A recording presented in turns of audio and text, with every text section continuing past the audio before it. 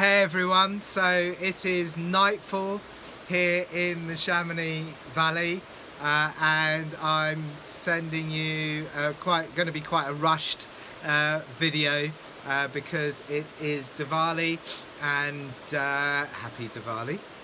I want to issue you with a two-part Diwali challenge. So first of all, Diwali is the part of the Hindu calendar. It's the Hindu festival that I guess is most secular. So there's a lot of eating sweets and love and sharing and, you know, Christmassy, I guess, type vibes, and that makes it the time of year where we have the instinct to reach out and check in with people that we don't, well, A, those people around us, and B, those people who are more distant. And the reason I say that is because I'm loving something that I've noticed, that is this second lockdown, more people are taking a moment to reach out to each other and to just check in. You know, I've had a few people do it for me, which is beautiful and very much appreciated. And I've also done it myself for a handful of people. And I've also been there when other people have received these, you know, really low effort and yet really meaningful gestures of just saying, hey, how are you doing? You know, I haven't seen you online for a while, or just, you know, whatever it is. Is there anything that you need? Are you well? So I think that's really important to undermine the separation that we're experiencing at this time. Either we're feeling that experience of separation, or on a practical level. Sorry, I'm just really enjoying my weird face in these candle lights. But yeah, I don't know if I've shown you this already, but you know, happy Diwali.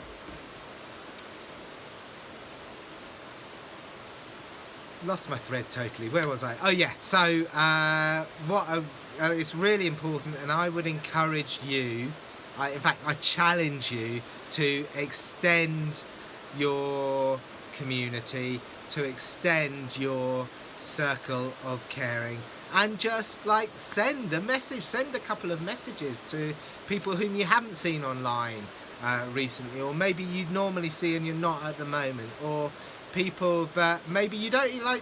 It doesn't have to be someone that you care about deeply. You can just care about someone and just get in touch and see how they're doing. So that's the first part of the challenge. The second part of the Diwali challenge is I'm just going to ask you to clear a small space in your home or wherever you are, and light a candle. So before I do that, let me tell you something about Diwali, and that is Diwali. I mean, the Bharat and Hinduism are, you know, is a very culturally rich space, if you like, a set of beliefs, and so Diwali means something slightly different to different people. But the fundamental basis of it is this idea of Rama returning from exile. So it's returning from exile, and specifically what it is this archetype that is often translated as duty, but I'm going to translate as fulfilling your role in the universe, or if you prefer, occupying your place in the universe. But let's go back to exile, like this idea of returning home, because that's the really important bit of that. And exile is something that I've been really struggling with this week for personal reasons, but it's also something that I guess we're all feeling in a way at the moment. We're exiled from our normal role in the universe, and what I'm going to suggest is that we can return home on a level that isn't necessarily about going back to our normal lives. And whatever those normal lives might be, you might feel very comfortable in your role that's going to work and, you know, going through certain processes there and coming home You might be, you know, there's a lot of people around me in the mountains who are really feeling exiled at the moment because they're not able to access the mountains, or they're not able to be out on the ocean, or they just, like, their freedom is constrained, so they're exiled from that. What I'm going to suggest is that the way to combat exile, the way to come back home, is to come back to your unity with everything else, and to, you know, to stop being exiled in this sense of separation. What's that got to do with lighting a candle? All right, so what I want you to do is that as you light the candle, I want you to cultivate that sense of caring, to dwell, to contemplate how important the well-being of others is to you and to your well-being.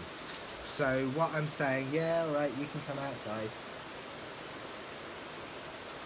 So what I'm saying is, for a lot of people, you need to start with contemplating how important your well-being is to yourself, but then to move on to contemplating and cultivating how important the well-being of those around you is.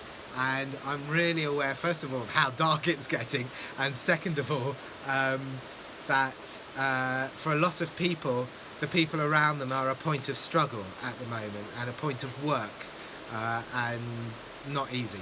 And what I would say is even more important that you reach into yourself and find a place where you do actually care about their well-being, and cultivate and magnify that, and then experience. You don't have to go and tell them necessarily, but that would be great. Experience sharing that caring with them, and I'm suggesting that as you do that, you cultivate a sense of sacredness as well, that what you're doing is a divine act of, okay, back inside, a divine act of sharing.